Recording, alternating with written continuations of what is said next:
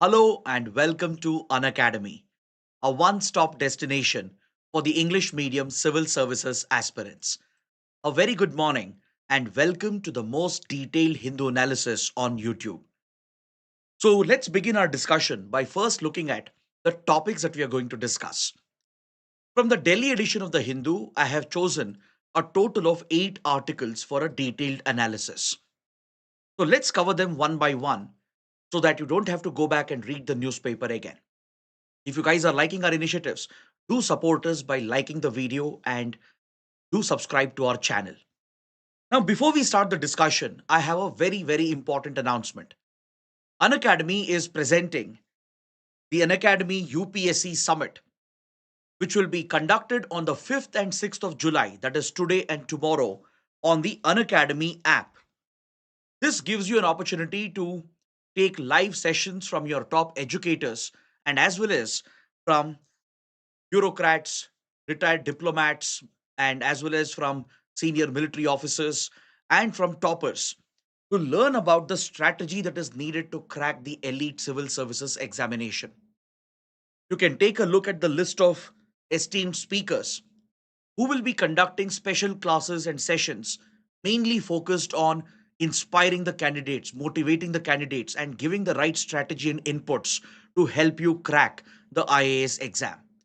So, those interested, please register using the link provided in the description and attend all these live special classes on the Unacademy platform on the 5th and 6th of July.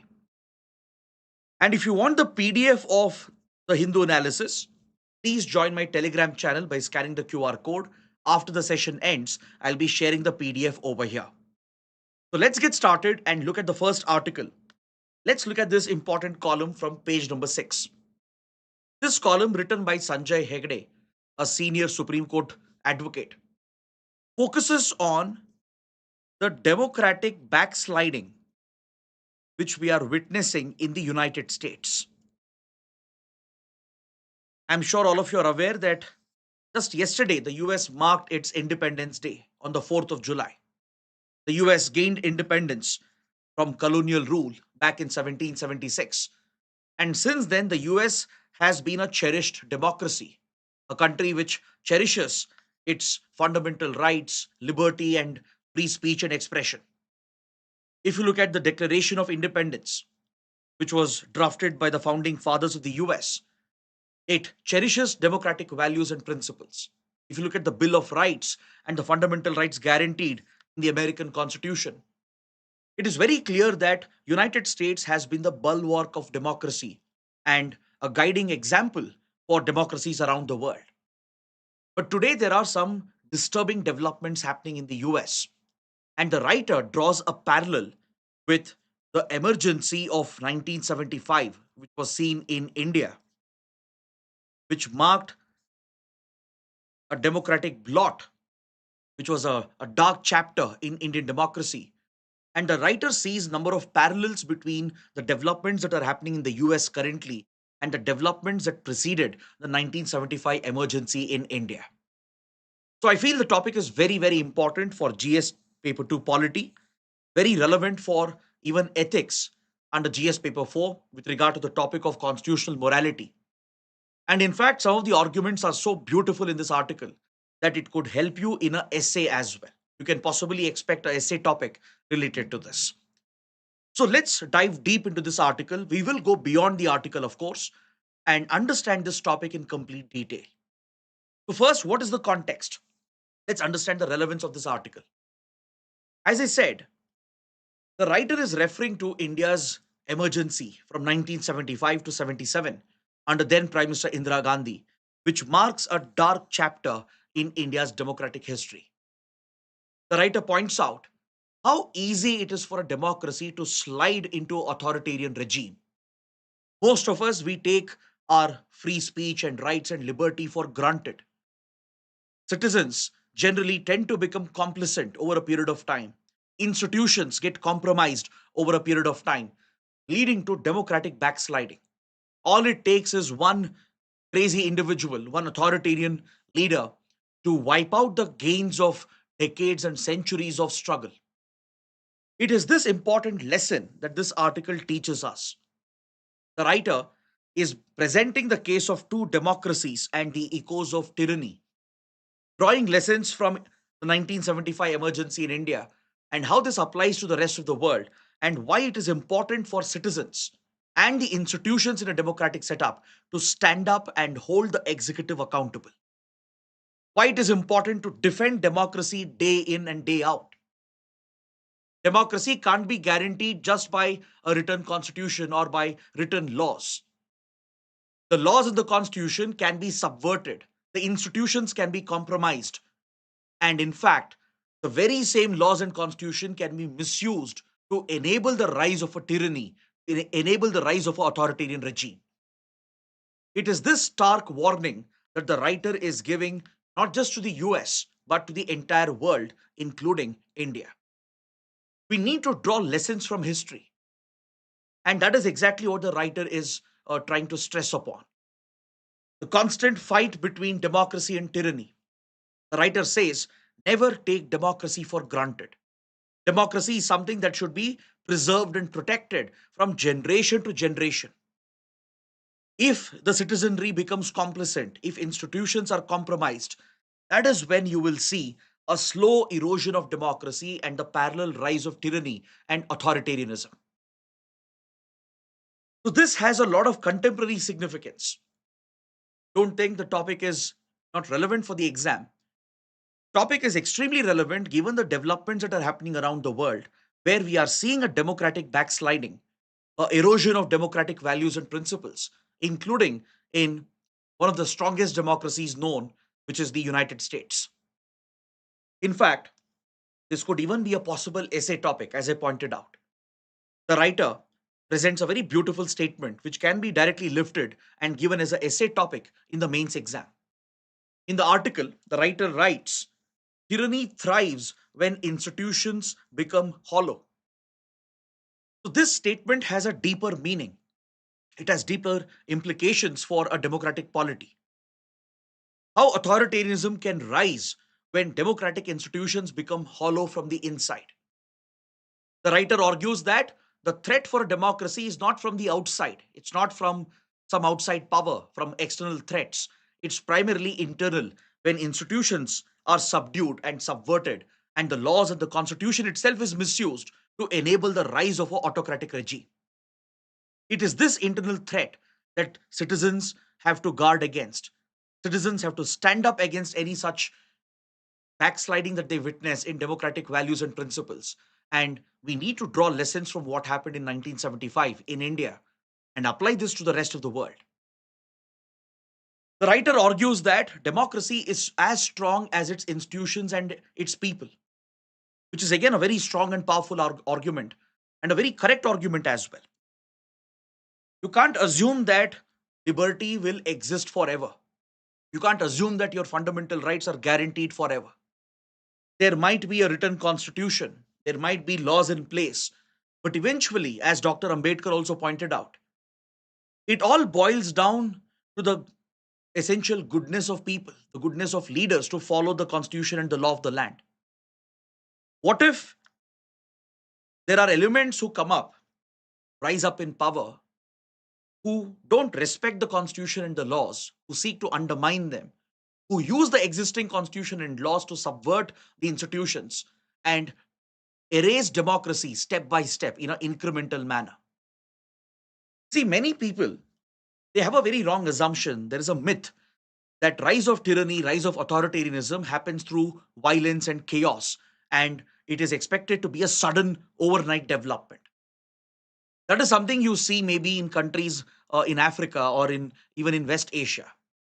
But generally, we have seen trends where democracy has been crushed and authoritarian regimes have risen in a very gradual, incremental manner, step by step manner, sometimes in a peaceful manner as well. They even legalize the rise of tyranny by subverting the laws in the constitution.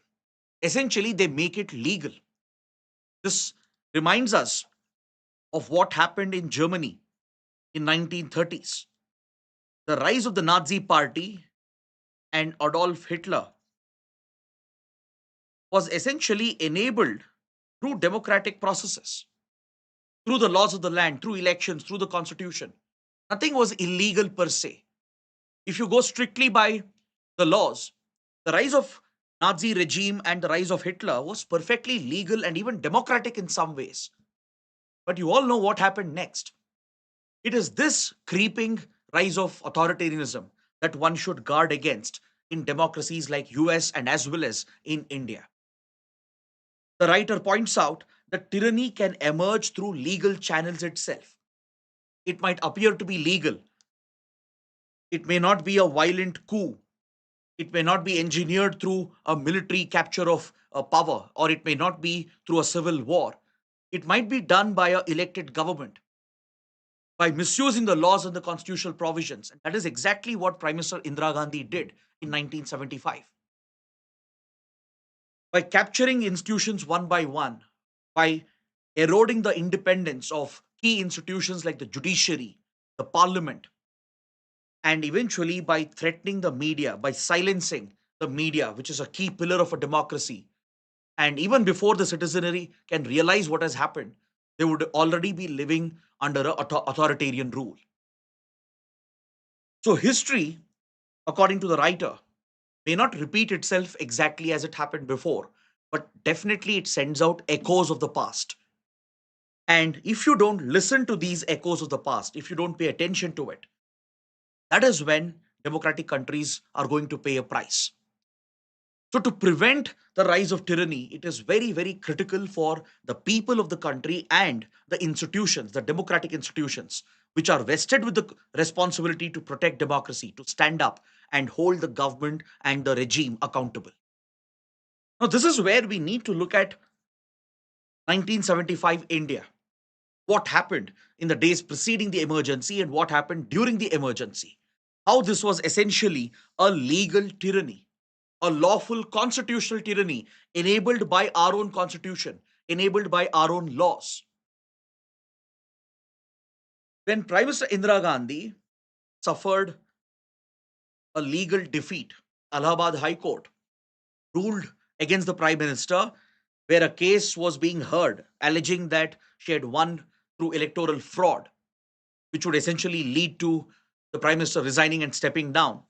This marked the trigger for the rise of authoritarian tendency under then Prime Minister Indira Gandhi. By then, Indira Gandhi had essentially established the cult of popularity. She was seen as a very popular leader amongst the masses. And the influence of Indira Gandhi was so prevalent across institutions that even the judiciary, even the media, and eventually the opposition, they all crumbled under the weight of an authoritarian leader. In fact, if you look at the records and the historical writings of that period, it is reported that Indira Gandhi even tried to enroll the support of the military, reached out to the then Indian Army chief, who denied to play a role in politics and established the professional neutrality, the political neutrality of the armed forces. But if you look at how the judiciary crumbled, the Supreme Court in the ADM Jabalpur case delivered a horrific judgment. The Supreme Court, in a majority verdict, ruled that right to life under Article 21, which is often considered as sacrosanct, the Supreme Court ruled in the ADM Jabalpur case that right to life can be suspended, which means the state has the right to take your life, even by not following the established procedure under law. There was only one judge in this particular case who dissented. That was Justice H.R. Khanna, who became a legend later on as he managed to bring up the courage to stand up against authoritarianism and the violation of rights that was taking place. When the entire judiciary had collapsed and judges were essentially pledging loyalty to the prime minister, was building up a personality cult, it was Justice H.R. Khanna who stood up against this judgment, dissented, and eventually Justice H.R. Khanna was even targeted for this judgment. He would never get the opportunity to become the Chief Justice of India. But if you look at how the media was essentially curbed, the freedom of press was snatched, how civil society was crushed, the opposition was crushed by the Indira Gandhi regime, right? That is something which is which is unexpected in a democracy. Nobody expects that to happen. But through the law of the land, through the constitutional provisions itself, by declaring a national emergency under Article 352, the Prime Minister assumed complete totalitarian control. Lakhs of citizens were jailed. Opposition leaders, journalists were thrown in jail, incarcerated. Free speech and free press was curbed. The police, the bureaucracy, they all crumbled. The bureaucracy was more interested in pledging loyalty to the Prime Minister instead of standing up against the democratic erosion. Now, these are the institutions that the writer is talking about: the judiciary, the parliament, the bureaucracy itself, the security forces, and the police. They all eventually crumbled, and dissent basically became treason. Dissent, which is a guaranteed fundamental right, a core tenet of a democracy, became treason, became an anti national activity. Power became personal, where power was cornered by one leader and wielded by the unelected as well. The writer talks about the excesses that were committed by Indira Gandhi's son, Sanjay Gandhi, which would lead to large scale atrocities. How opposition leaders would be targeted, how the media would be targeted as well. Torture would be enabled in custody. The police became subservient to the wishes of the authoritarian regime. Rights essentially became privileges. Of course, what else will happen if the Supreme Court itself is declaring that Article 21 can be suspended when Article 352 has been invoked? That is, when a national emergency is in place, Supreme Court basically said in the ADM Jabalpur case that right to life is not guaranteed anymore. So this was the alarming descent of India into authoritarianism. But fortunately, once emergency was lifted and elections were held, the Indian electorate, which had woken up to the threat, which had woken up from its slumber, kicked out that regime in the coming elections. And that is how India managed to build back a stronger democracy. But of course, the threat remains even today. Threat remains not just in India, but in any democratic country. This could happen again. That is the reason why the writer strongly opposes the rise of cult personality. The writer opposes hero worship. The writer is advising the readers to never worship the leaders. Don't put them on a pedestal. Hold your leaders accountable, hold the regime accountable. That is the job, the task of every citizen. That is the task of every institution as well. The writer firmly rejects blind loyalty. The writer rejects cult and hero worship. If you study what happened in Weimar Germany, the rise of Nazi party and Hitler's rise to power, that is exactly what happened as well. So the writer is drawing parallels with the current developments, the disturbing developments under Donald Trump in the US. The writer indicates how Donald Trump can subdue all the institutions and legally, constitutionally establish an authoritarian regime in the US, much like how Indira Gandhi did in 1975 in India. This is where the concept of constitutional morality comes up, the role of democratic institutions come up. This reminds me of the stand taken by H.V. Kamath, a freedom fighter and a member of the Constituent Assembly. He raised a stark warning in the Constituent Assembly debates when the emergency provisions were being debated. He took a firm stand against Article 352. He said this is extraordinary power which is being vested with a democratic government. Essentially, you're putting faith in the goodness of a leader, in the goodness of a regime, hoping that democracy would be protected. But what if there is a authoritarian leader who comes up? They can misuse these provisions.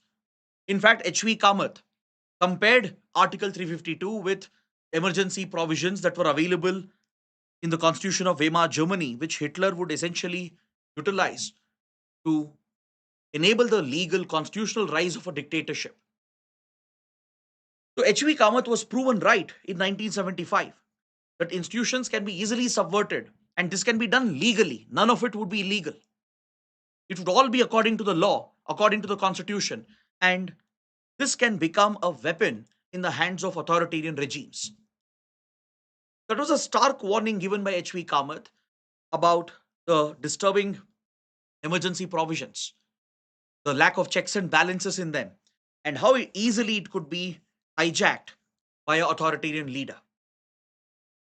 So that's why the writer is very clear that please get rid of this myth, this assumption that you have that authoritarian regimes are always violent, that the rise of tyranny is always through chaos. That may not be the case.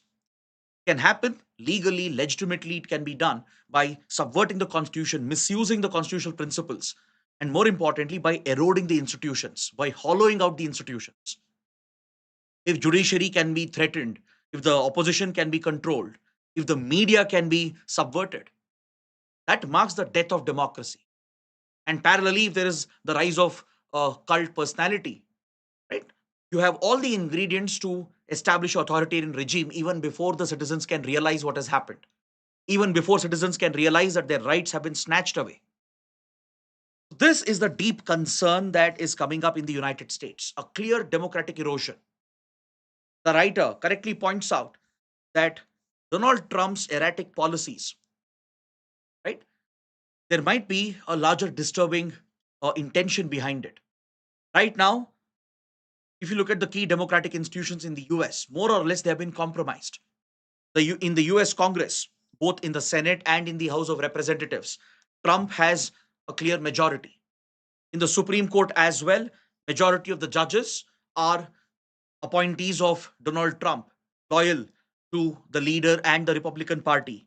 The media, at least the traditional media, is being subverted in the US with a disturbing rise of so called social media, the new media influencers, who are more than willing to be loyal to the regime and the leader. You have witnessed the rise of cult personality, the usage of existing laws and constitutional provisions to subvert basic rights in the country, the way in which migrants have been targeted, the way in which Department of Justice in the US has been weaponized, clearly points to a democratic erosion that's happening within. It's like an informal emergency which has already been brought in, where the executive has assumed almost totalitarian control through legal constitutional methods. So the US is basically just a few steps away from witnessing what happened in India in 1975. That is where the role of citizens becomes equally important, as important as the role of institutions. The writer is urging the citizens to demand accountability from the leadership. That's why you should never fall victim to the sheep mentality, the herd mentality, where you blindly follow a party or a leader, fall under cult worship. Instead, you should always be vigilant.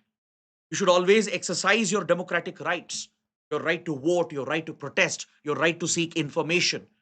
These are the checks and balances in a democracy that can protect your liberty.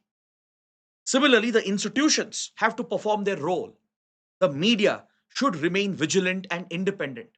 The judiciary should maintain the separation with the executive and the legislature and should be the ultimate guardian of the spirit of the Constitution.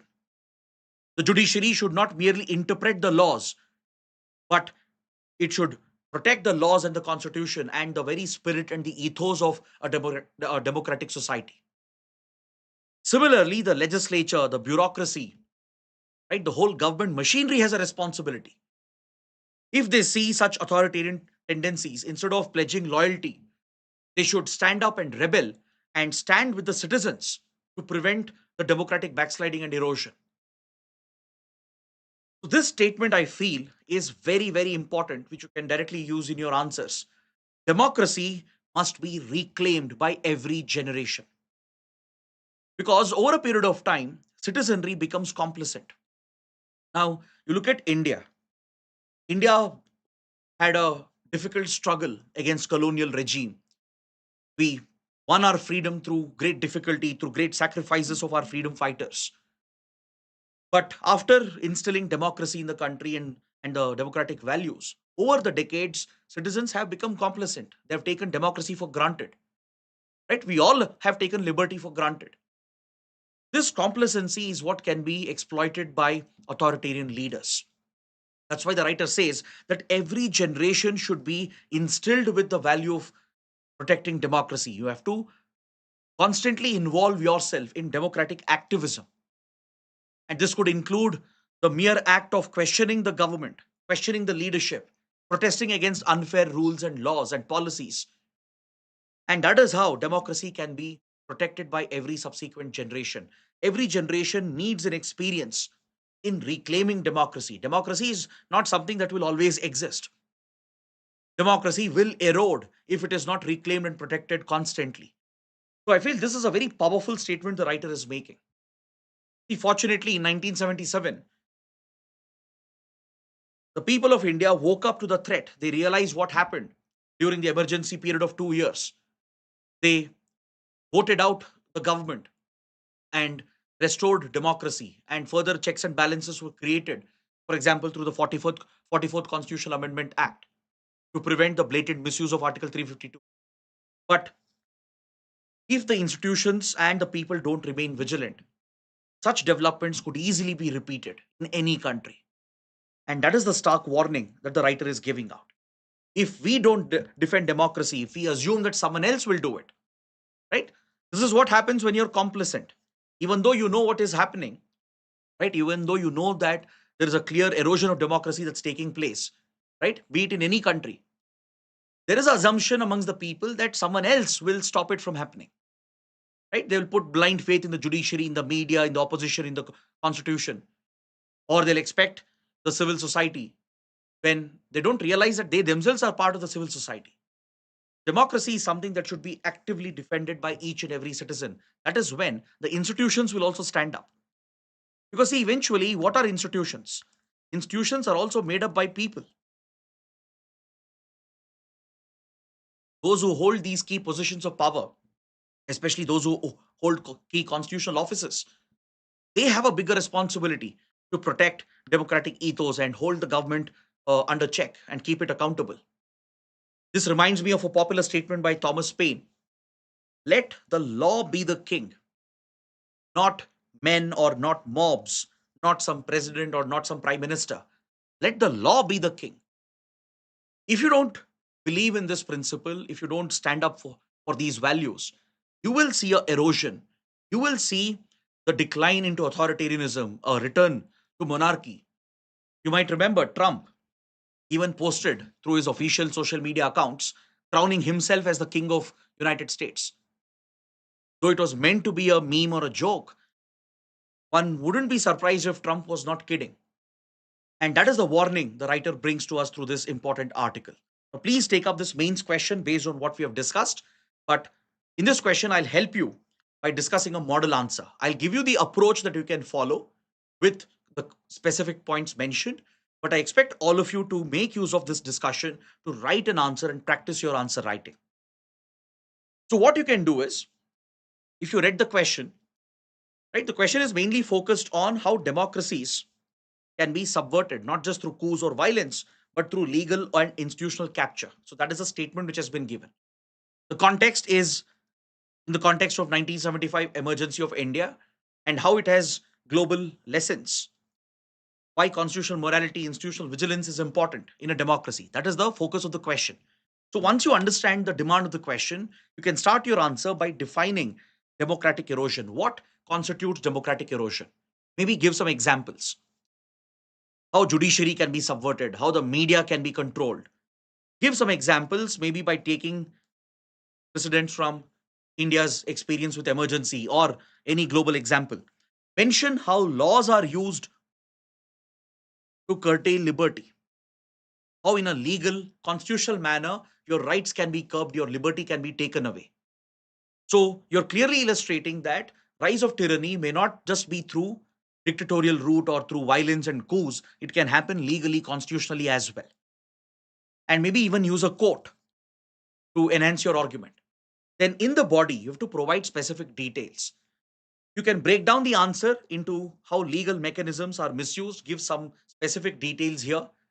Talk about the suspension of fundamental rights that was done under powers of Article 352 by imposing a national emergency in 1975. by using the excuse of internal disturbance. It was this provision of Article 352 that was misused by Indira Gandhi, which was later removed through the 44th Constitutional Amendment Act. Mention laws like the MISA, Maintenance of Internal Security Act, which was used by the Indira Gandhi regime to detain all the dissenters and the opposition and throw them in jails. This was legally done, it was lawful. Mention the ADM Jabalpur case, how the Supreme Court itself was undermining one of the core fundamental rights, right to life. The role of institutions in democratic decline. Talk about how judiciary, bureaucracy, media can be subverted. Maybe give an example as to what's happening in the US. Then bring up a discussion on constitutional morality. Here you can refer to the warnings given by H.V. Kamath, the role of citizens in protecting the constitution and liberty, and elaborate the role of citizens in the civil society, why public resistance is important, how citizens are the guardians of the constitution and the liberty which is guaranteed in a democratic setup, and finally provide some contemporary relevance.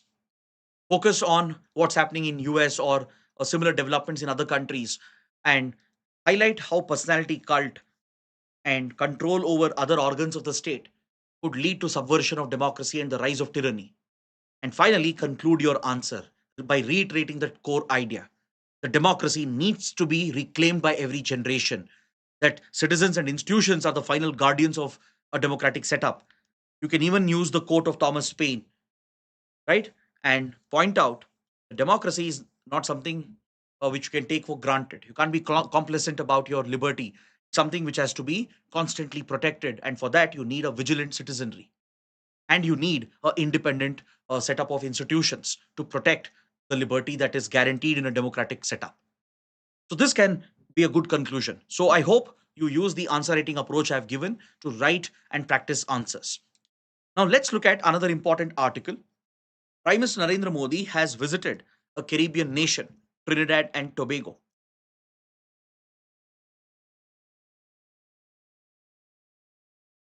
You might know that the Prime Minister is on a visit to multiple countries, right? The Prime Minister visited Ghana in Africa.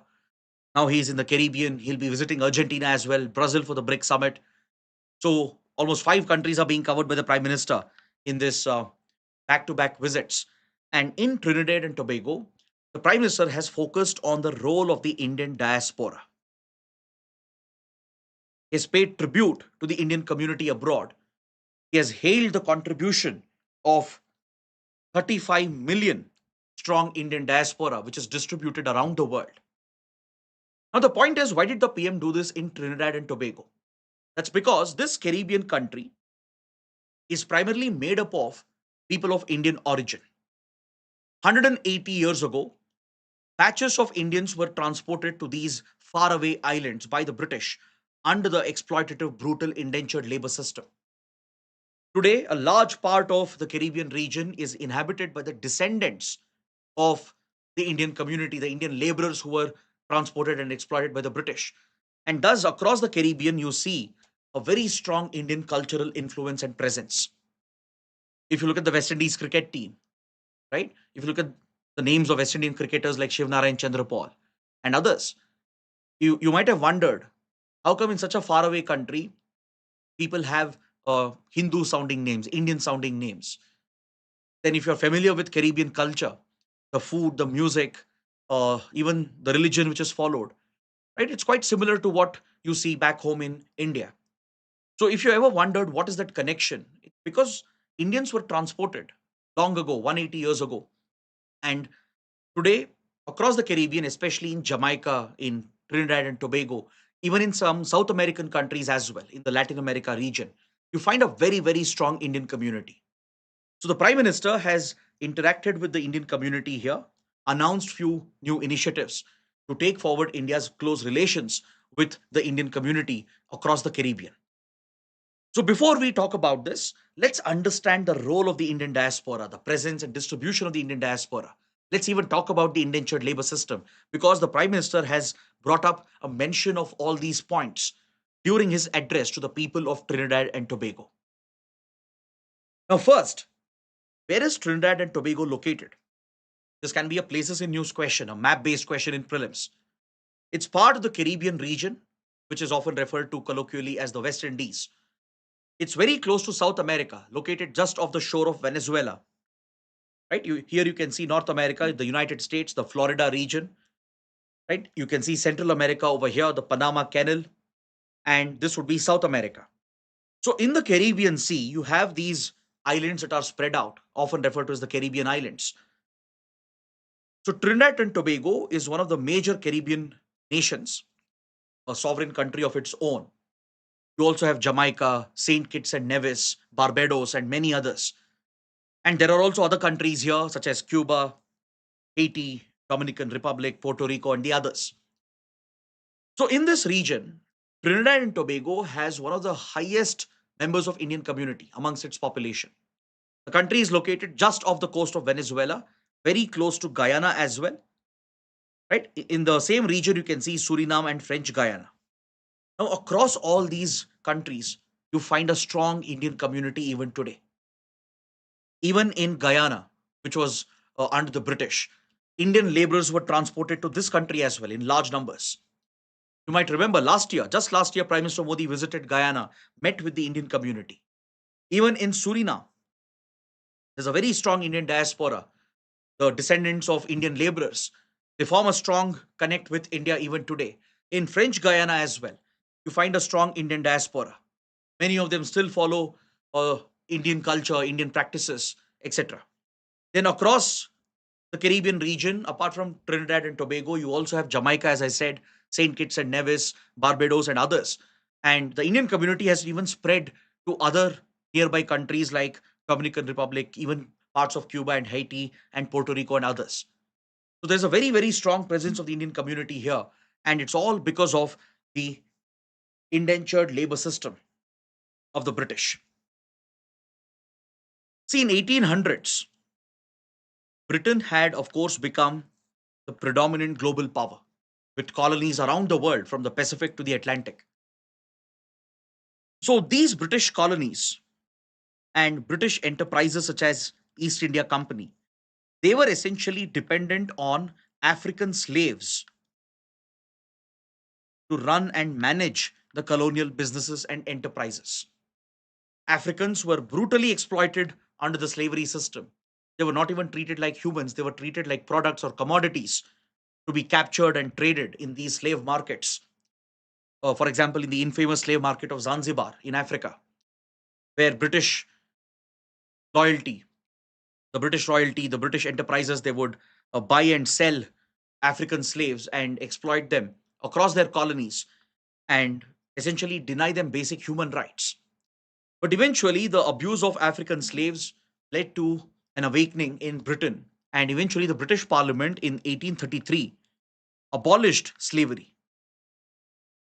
The British Parliament, after centuries of abuse of Africans, finally adopted a law prohibiting slavery. Slavery Abolition Act was passed with the British Parliament in 1833.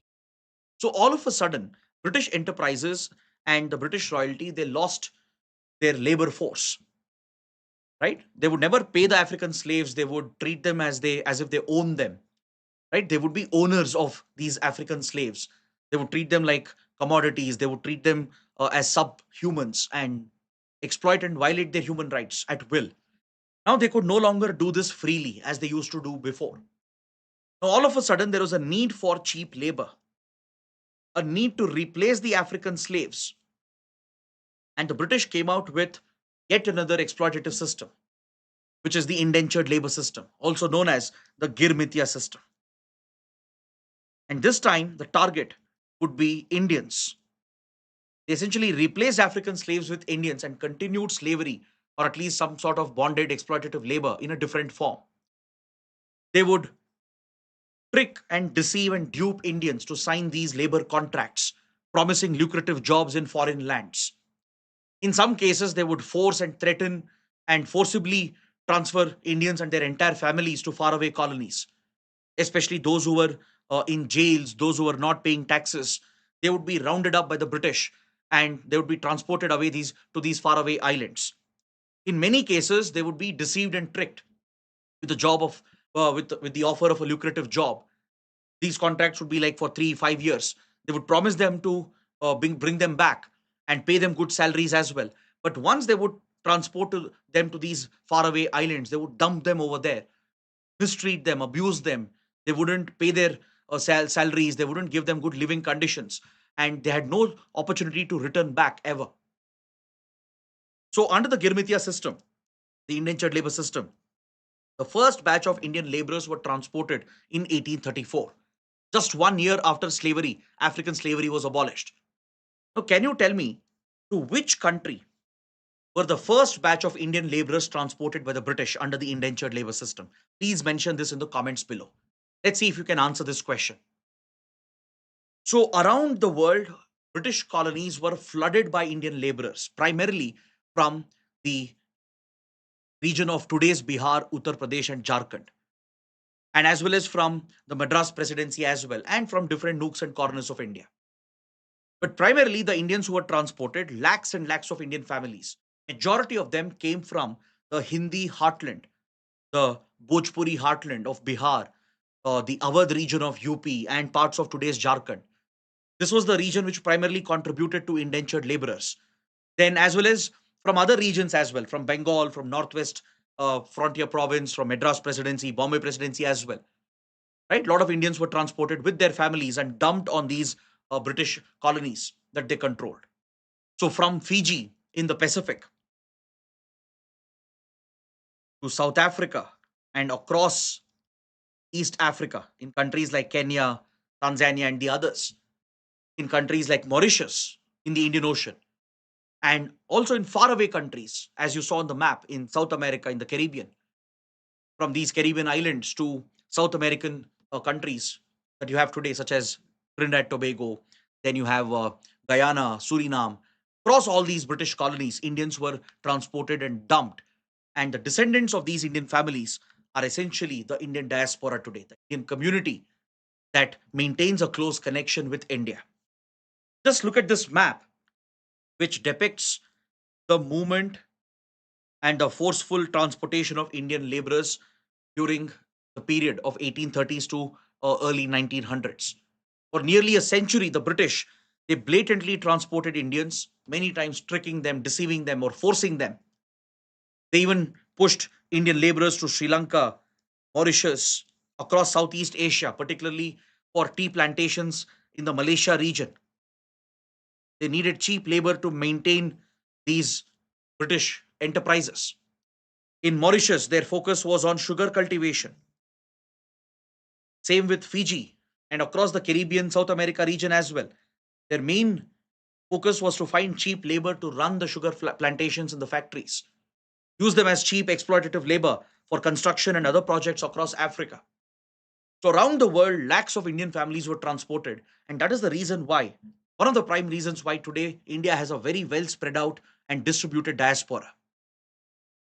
So, this map, which is slightly old, tells you that the Indian diaspora community is 26 million strong. But this data is slightly old, as I told you, but the map is relevant. Today, the strength of the Indian diaspora is around 35 million, as Prime Minister Modi has pointed out yesterday, which means 3.5 crore people around the world. Some of them are still Indian citizens, are NRIs, but many of them would be people of Indian origin. So it's a mix of NRIs and the PIOs. And India sees them with great respect. India sees them as valuable assets in diplomacy. So from North America to South America to Africa to the Pacific, the, across the Asia region, right? In every nook and corner of the world, today India has a very, very strong diaspora presence. Of course, in modern times, Indians have moved out. They've migrated primarily for better educational and employment opportunities. Many of them even enter countries illegally today. And eventually, it gives India the strength, cultural soft power influence with a very, very strong diaspora community. And probably the Chinese diaspora is quite larger than Indian diaspora, but India is all set to overtake China as well in terms of its strength of diaspora around the world. Now, why are we talking so much about the Indian diaspora? Why did the Prime Minister specifically mention this in Trinidad and Tobago? Because the Indian diaspora plays a critical role in our foreign policy, and that's what you need to understand. As the Prime Minister has pointed out, each member of the Indian community abroad, whether they are Indian citizens or people of Indian origin, they act as the Rajdutas. Essentially, they act as the ambassadors of India, the cultural ambassadors of India. Since they practice Indian culture in their day to day life, right? They could be Hindus, Muslims, Buddhists, Jains, Sikhs. Eventually, they're all rooted in their Indianness, connected to the Indian civilization and India's cultural ethos. They celebrate Indian festivals, they cook Indian food, they essentially promote India's cultural influence and soft power influence on a day to day basis, creating a unique leverage for Indian diplomacy. Even without the government of India doing anything, India will automatically enjoy an amount of goodwill and trust in foreign countries because of the cultural power influence created by the Indian diaspora community. Now, this is an incredible power in diplomacy. Apart from acting as cultural ambassadors, they might rise up to positions of power, giving us leverage with foreign governments. The Indian community might constitute a key electorate. They might become a key vote bank in certain countries. So we have seen, for example, countries like, let's say, Canada, US, UK as well, where Indian electorate play a critical role in the elections and in the formation of the government, where political parties and leaders try to appease the Indian community. And we have seen Indians rising up either in business or in politics or within the government, rising up to senior positions, even becoming head of states and head of governments. So that gives India a very unique leverage in foreign countries, the ability to even influence foreign governments and their policy if necessary, which could favor India and its interests. And more importantly, the Indian community could send remittances back home. Money that they are earning, they might send it back to their families back home in India. And today, did you know, India is the world's largest recipient of inbound remittances. And this is critical for the Indian economy. Today, India is receiving consistently more than $100 billion in the last 3 years. We have recently overtaken China as well when it comes to inbound remittances. Until 2021, China was the world's largest recipient of remittances in general.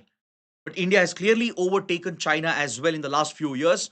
And in the last 3 years in particular, we are receiving consistently more than $100 billion. And this foreign exchange that we receive is crucial to bridge our current account deficit, adds to India's forex reserves and helps in bridging the current account deficit, and thus stabilizes the macroeconomic conditions in the Indian economy. You can also see which are the top contributing countries for inward remittances into India. Clearly, United States comes out at the top. The Gulf region is a major contributor, led by United Arab Emirates, UK, Singapore, and many other countries. So the Indian community not only acts as cultural ambassadors and give us the ability to influence foreign governments and foreign politics, but they send inward remittances to India, which is critical for the Indian economy. So it's only natural for the Indian government to look after the Indian community, to ensure their safety, their well-being. That explains why India rushes to evacuate the Indian community when there is a crisis in a foreign country.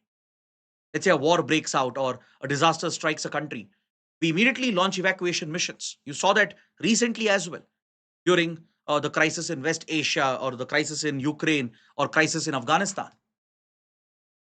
India also prioritizes the well-being of the Indian community, looking after their interests, looking after their well-being, protecting their economic rights, providing them legal assistance, providing them consular and visa assistance.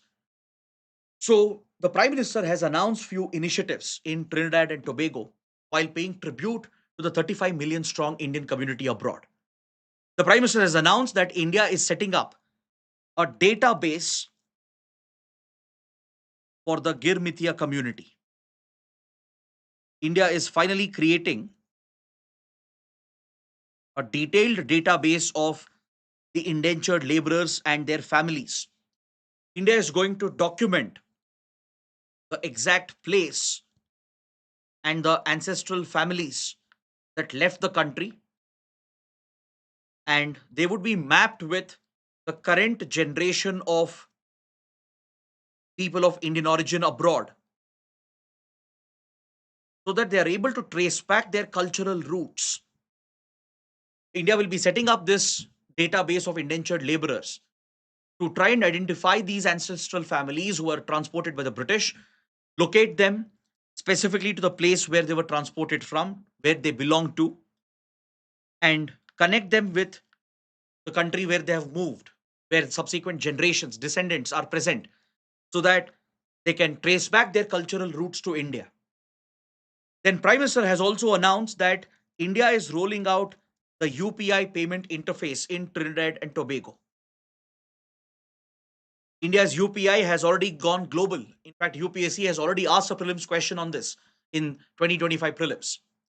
India has already extended UPI payments in Nepal, Sri Lanka, Singapore, France, and UAE and other countries. Now, India's UPI is being rolled out in the Caribbean, in Trinidad and Tobago, where, especially on the island of Trinidad, you have more than 5 lakh people of Indian origin.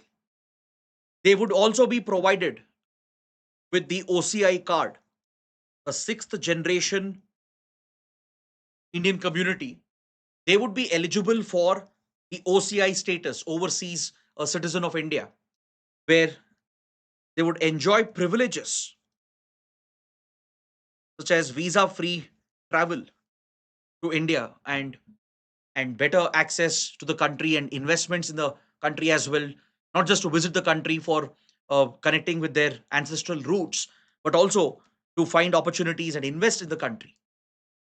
So India would be extending the OCI facility for sixth generation community members of the Indian community in Trinidad and Tobago.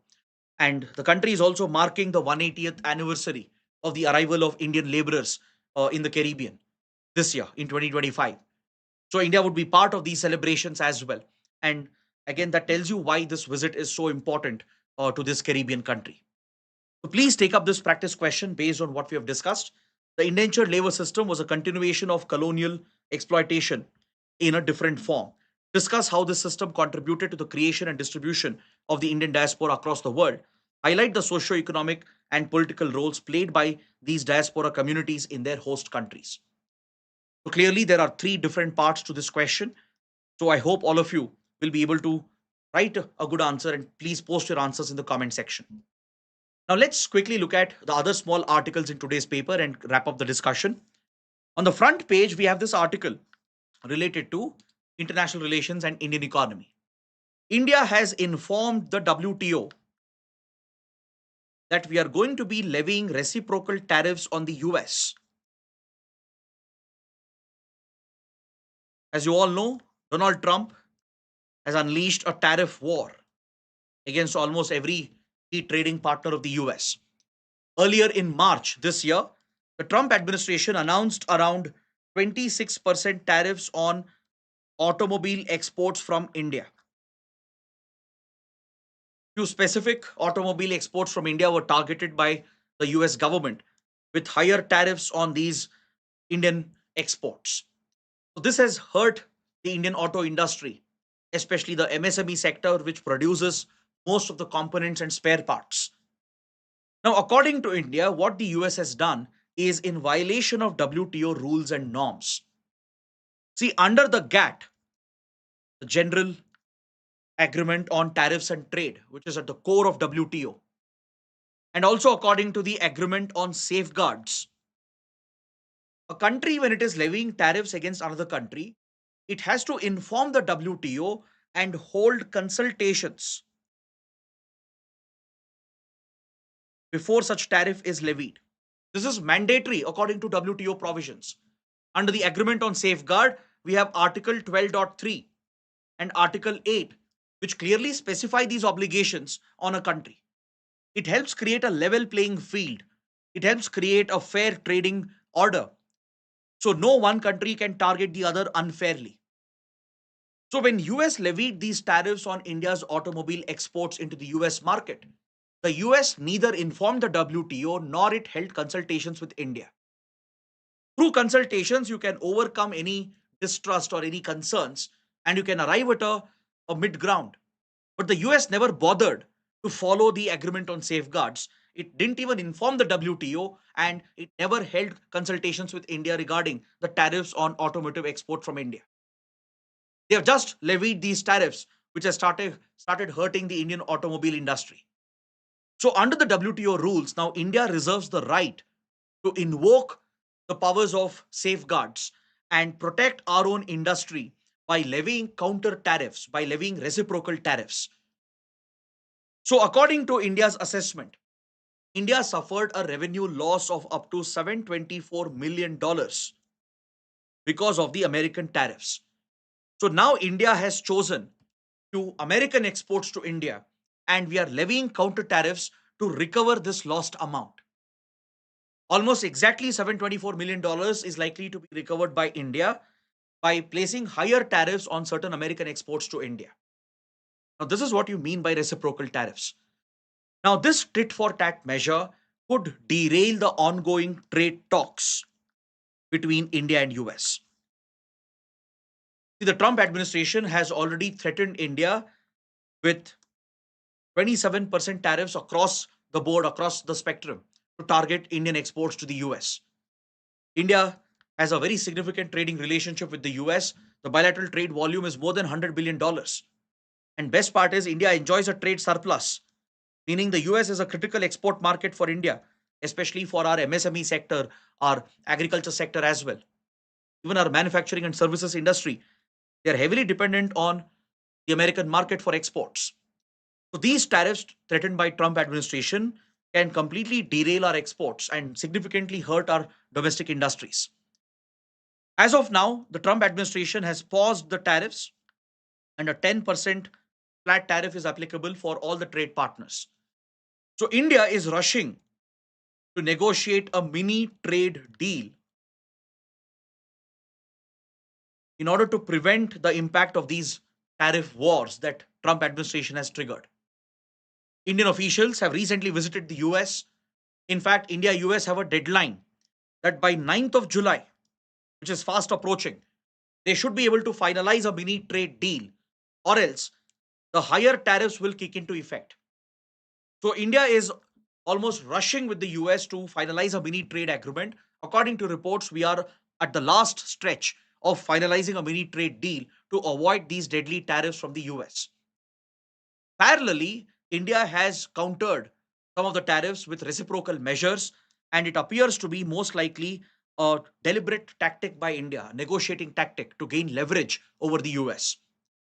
Since American tariffs have caused a nominal loss of $724 million for India, India now is saying that you have violated the WTO rules, so we will invoke the safeguard mechanism under WTO and retaliate with reciprocal tariffs.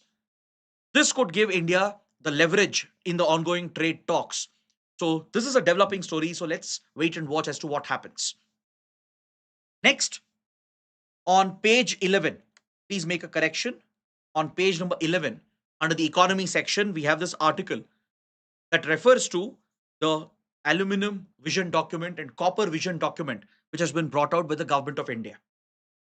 See, these minerals, metals are very crucial for any economy, right? Aluminum is used across various industries, from aerospace to defense to construction. Then, if you look at copper, copper is a critical mineral, finding various applications in electronics industry, defense and aerospace industry, and as well as in upcoming sectors like electric vehicles, solar power, renewable energy, and other key emerging sectors. So India is gearing up for the upcoming demand for aluminum, copper, and other key minerals. And we are laying out a roadmap, a vision is being laid out by the Indian government. Prime Minister Modi has set 2047 as the target for India to become a developed nation, to become a Viksit Bharat. So, as India marches towards this goal, the demand for some key minerals and metals is going to increase significantly. So, according to the aluminum vision document, which has been released by the government of India recently, India expects a six-fold jump in the production of aluminium by 2047. See, currently, India is the second largest aluminium producer in the world. Is that clear? India is the second largest producer of aluminum in the world. But however, our global share is very, very small. Though we are the second largest producer, our global share is just 6% of the total global production of aluminum. Now, this is something India would like to correct. India would like to increase its share of global production of aluminum in the coming decades. And the vision document lays out a path for India to increase aluminum production by 6 times by 2047 compared to current levels. So we are going to do this with implementation of better technologies, sustainable mining, which focuses on environment protection as well, and also focusing on recycling. India will not only scale up mining for these essential ores, but we will also step up the processing and the production by investing in sustainable technology, environment friendly technology, so that with minimal pollution, minimal damage to the environment, we can extract and process and produce these key minerals and metals while focusing on recycling as well. So, this three pronged approach has been laid down under the vision document. Then, if you look at the copper vision document that has been released, the government is expecting a six-fold increase in demand for copper by 2047 in India's domestic manufacturing industry. Within our country, we are going to witness a 6-time increase compared to current levels by 2047 with regard to the demand for copper, which means India will have to scale up the production. We have to scout for new resources because India is not really blessed with copper reserves. We don't have sufficient copper reserves. We have to scout for copper reserves around the world, secure mines, step up mining and production within the country, and also become self-reliant, given that copper is a critical mineral. So this is the roadmap which has been laid down under the vision document. These vision documents also talk about increasing India's bauxite production and production of other key minerals as well by adopting new technologies, by focusing more on recycling. And that is the roadmap India is drawing for itself in order to ensure that we have the key ingredients or raw materials which could make India a Viksit Bharat by 2047. Next, on page 12, we have a very important development. Russia has become the first country in the world to officially recognize the Taliban regime in Afghanistan. Please make a note, this is a very, very big development. The Taliban, which toppled the Afghan civilian government in 2021 and captured power, has established an interim regime. As you all know, Taliban happens to be an extremist insurgent organization, which is often seen as a terrorist organization as well by few countries. So the Taliban regime had not been officially recognized by any country till now, though several countries have struck deals with Taliban and they maintain unofficial ties with Taliban. For example, US struck a deal with Taliban to exit the country and eventually paved the way for Taliban to return to power. China has maintained ties with Taliban.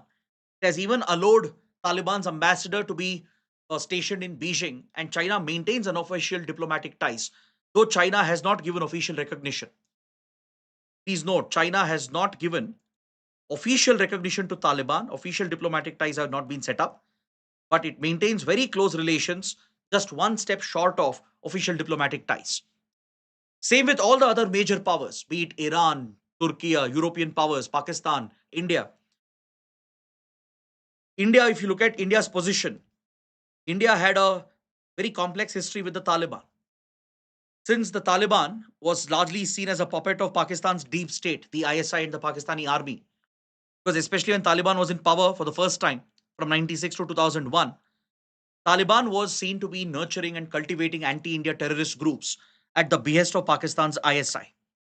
Pakistan was using the Taliban regime and breeding anti-India terror groups like Lashkar-e-Toiba, Jaish-e-Mohammed, and the others along the Afghanistan-Pakistan border to target India. So India had cut off all ties with the then Taliban regime. Taliban also had broken all ties with India. India saw Taliban as a terrorist group for many years. In fact, we didn't even engage with Taliban directly until 2021. But after Taliban came back to power, and this time Taliban is slightly different. It's been trying to seek recognition and it's been courting India's support. India started reaching out to Taliban, and the Indian ambassador in Qatar was officially asked to engage with Taliban regime because Taliban maintains a political office in Doha, the capital of Qatar. So starting from 2021, India started its engagement with Taliban, its official engagement, and we have slowly stepped up our relations. When Taliban captured power again in 2021, we had cut off all diplomatic ties. We shut down our embassy and consulates as well. But now we have reopened. We have reopened our diplomatic missions. The Indian embassy in Kabul has been reopened with a very skeletal, minimal presence, and Indian officials have been engaging with the Taliban leadership. And recently, India's Foreign Secretary, Vikram Misri, met with the Foreign Minister of the interim regime of Taliban in Dubai. Vikram Misri met with Mutaki, the Foreign Affairs Minister of the Afghan interim government. And more importantly, last month in May, External Affairs Minister Dr. Jaishankar held a telephonic conversation, held a phone conversation with Mutaki, the Foreign Affairs Minister of the Taliban government. Now, this marks the first ever ministerial engagement between India and Taliban. So we are maintaining unofficial ties. Officially, India has not recognized the Taliban government. Right? We have not allowed Taliban to send its ambassador to Delhi. But however, India has allowed Taliban to appoint consul generals in Mumbai and in its consulates in Hyderabad, only to provide visa and consular services. So India is also maintaining that middle ground, that right balance. Because on one hand, Taliban is seen as an extremist group, which is seen to violate gender rights and minority rights and crush human rights. So you can't be seen to be engaging with such a regime. And also factions of Taliban like Haqqani Network, right? Leaders of Haqqani Network are also in power. Currently, the interior minister of Taliban, Sirajuddin Haqqani, is a globally wanted terrorist. His faction, Haqqani Network, has been involved in terror attacks against India, targeting Indian diplomats, Indian officers, and workers in Afghanistan. Right? Haqqani Network has been responsible for bombing the Indian embassy and consulates and Indian projects in Afghanistan. But despite that, India has been engaging with Taliban unofficially without giving official recognition. So Russia has now moved to provide the first official recognition, and this is a very, very big development. And what is ironic is that the predecessor of Russia, the Soviet Union, treated the Afghan Mujahideen, which is the predecessor of the Taliban, as an existential threat. In fact, the USSR invaded Afghanistan in 1979 primarily to counter the radical forces in Afghanistan, the radical Mujahideen, which was being propped up by the US and Pakistan as part of the Cold War rivalries. USSR was eventually defeated, thrown out of the country by the Mujahideen forces. And the Taliban was essentially a byproduct of the Afghan Mujahideen. And Taliban was set up by the radical student leaders of the Mujahideen. It was clearly a byproduct of the Afghan Mujahideen itself, which had defeated the USSR. So now, Russia, which is focused on its own interests, has made its peace with Taliban. It has been engaging with Taliban from many years. Now it has officially recognized the Taliban regime as well. That's why it's a very, very big geopolitical development. Now, this could pave the way for China to give official recognition as well, and maybe other countries could follow. That will create a difficult question for India.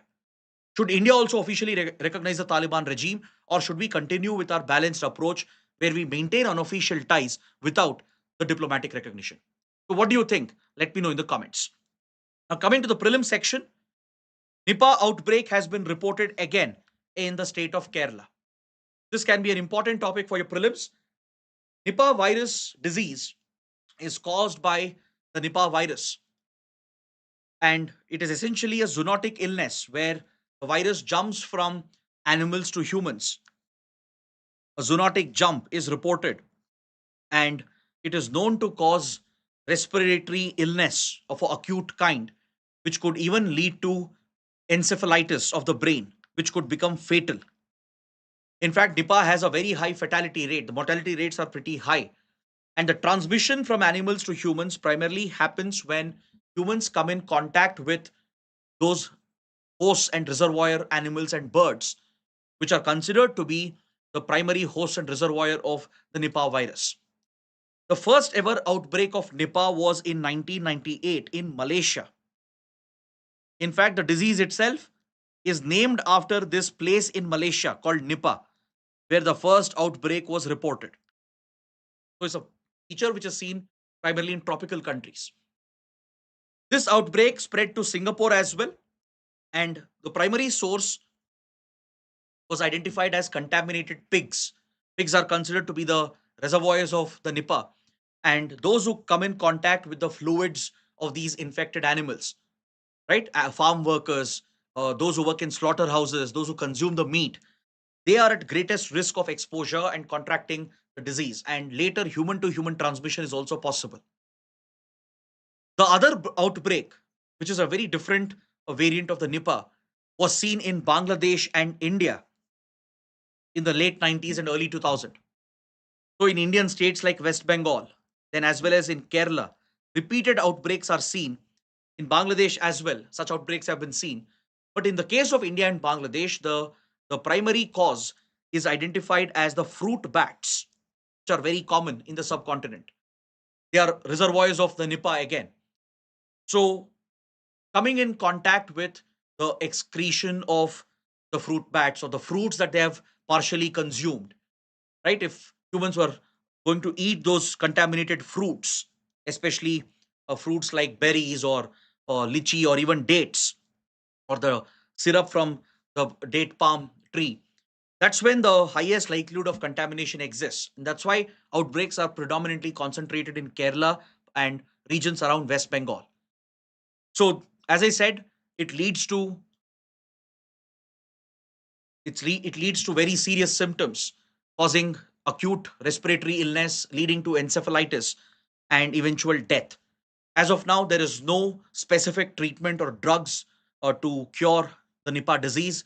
Treatment provided is largely symptomatic, right? So symptomatic care is given, and there's no vaccine available as well. So containment strategy mainly revolves around limiting the contact of humans with these infected animals and reservoirs. That is what you need to know about the Nipah. Next, there is a detailed article on page 7 regarding the Manasarovar Yatra, which has resumed. So let's understand quickly about the importance of Kailash Manasarovar Yatra. The Mount Kailash and Lake Manasarovar, and as well as Lake Rakshasthal, which are located in Tibet, they are considered to be extremely sacred. It's part of a very sacred pilgrimage across multiple religions, not just Hinduism, but even in Buddhism, Jainism, and in several other faiths. Mount Kailash has a lot of religious, spiritual, cultural significance. But given the fact that Mount Kailash and Lake Manasarovar are in Tibet, which is today under Chinese sovereignty ever since China annexed Tibet in 1950, right? China has full sovereignty over the region. The access to these pilgrimage sites for Indian pilgrims became restricted. But the government of India has worked with China to enable the Kailash Manasarovar Yatra. But in 2020, the Kailash Manasarovar Yatra came to a halt because of the COVID-19 restrictions that were brought in place. Following this, the India China military standoff broke out in Ladakh. And as a result of these persistent border tensions between India and China, until 2025, the Manasarovar Yatra was not resumed. So, for 5 years, there was a gap in organizing the Kailash Manasarovar Yatra. This is organized by the government of India, by the Ministry of External Affairs, in collaboration with the government of China, the PRC, and the local administration in Tibet. Understood? So it's a government organized pilgrimage, and it's also seen as part of our cultural ties with China. China permits Indian pilgrims to access Mount Kailash and Lake Manasarovar in a pilgrimage that's organized by the government of India in collaboration with the Tibetan administration and as well as the state governments of Sikkim and Uttarakhand. So you should be familiar with the routes which are used by the government of India to organize this pilgrimage. So after 5 years, this pilgrimage is resuming because just last year we resolved the military standoff in Ladakh. Some normalcy has come back to India China relations, and China and India have restored the Kailash Manasarovar Yatra. So the first batch of pilgrims have been chosen and they have already taken up the pilgrimage. So, one route, which is the most preferred and the easiest route to access Mount Kailash, is through the Nathula Pass in Sikkim. The Nathula is an age-old historical link between India and Tibet. Right? Buddhism has traveled through this route. Cross-border trade has been taking place since centuries through Nathula. There has been a lot of cultural exchange as well. And Nathula also holds defense and strategic significance today. So India has been using the Nathula route for Kailash Manasarovar Yatra. Though it is a longer route, as you can see, there is a motorable road that has been built in Tibet by China, which makes it easier to access Mount Kailash. The trekking involved is very less. So even senior citizens, even those who are not physically very fit, right, can undertake this yatra through the Nathula route, which is facilitated by the government of India with China and the administrations of Tibet and government of Sikkim. Is that clear? Though it's a longer route, it's much more easier because almost till the end there is a motorable road. Right? The trekking involved is very less and minimal. The other route, which is actually a shorter route, is through the strategic Lipu Lake Pass. Lipu Lake is a strategic pass located at the tri-junction of India, Nepal, and China over here, where Uttarakhand meets with Tibet and Nepal near the Kalapani region, the disputed Kalapani region, right, which is a dispute between India and Nepal. That's where Lipu Lake Pass is located. Now, this route, though it is shorter, it is seen as more difficult because this involves more trekking. And there was no motorable road till the Lipu Lake route. On the Indian side as well, the pilgrims had to trek a lot. But recently, India has constructed a strategic road linking Darchula in Uttarakhand along the Nepal border directly with Lipu Lake. So at least this stretch of the route has become easier. There is a motorable all-weather road India has built, which has a strategic military application as well. But from Lipu Lake, still there would be a lot of trekking involved to reach and access Mount Kailash and Lake Manasarovar. So this is a slightly difficult route compared to the Nathula route. And this is something you should know about Kailash Manasarovar Yatra. Coming to the last topic for today, under the economy section, there's an article referring to cartelization and the role of Competition Commission of India. The CCI is investigating allegations of cartelization by two leading cement producers in our country, Ultratech Cement and Dalmia Cement. Allegedly, they have colluded together to manipulate production and control prices in order to maintain their dominance over the market, which is an anti-competitive practice, which undermines competition. So what is cartelization?